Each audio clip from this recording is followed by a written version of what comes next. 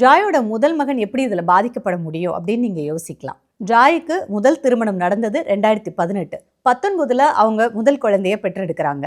அதுக்கப்புறம் பார்த்தா 2020க்கு அப்புறமே அவங்களுக்கும் அவங்க கணவருக்கும் ஒரு செப்பரேஷன் வந்துடுது. ஜாயோட பையனுக்கு அந்த தந்தை பாசம் அப்படிங்கிறது கிடைக்காமையே இருக்குது. ஜாய் மட்டும்தான் சிங்கிள் மதரா அந்த குழந்தைய ஃபுல்லாக டேக் கேர் பண்ணி வளர்க்குறாங்க. ஜாய் தன்னுடைய முதல் கணவரோட செப்பரேஷனில் இருக்கிற டயத்தில் தான் மாதம்பட்டி ரங்கராஜ் உள்ள வர்றாரு. நான் உனக்கு கல்யாணம் பண்ணிக்கிறேன், நீ டைவர்ஸ் பண்ணிடு அப்படிங்கிற ஒரு ஃபோர்ஸையே அவர் தான் கிரியேட் பண்ணதா ஜாய் இன்டர்வியூவில் ஆல்ரெடி சொல்லியிருக்காங்க. அது மட்டும் இல்லை, இவங்களோட முதல் மகனுக்கு ரங்கராஜ் தான் ஒரு அப்பாவாகவே மாறி இருக்காரு. யோசிச்சு பாருங்க, ஸ்கூல்ல சர்டிஃபிகேட்லலாம் தான் தான் அப்பா அப்படிங்கிற பெயரை அவர் பதிவு பண்ணியிருக்காரு. அந்த குழந்தைய ஸ்கூலுக்கு கூட்டு போய் விடுறது, ஸ்கூல் விட்டா கூட்டிட்டு வர்றது. இப்போ அந்த குழந்தைக்கு என்ன ஆகும்? பிறந்ததுலேருந்து 3 வயசு வரை அம்மா செப்பரேஷன்ல இருக்காங்க. அப்பா பாசமே அந்த குழந்தைக்கு கிடைச்சிருக்காது.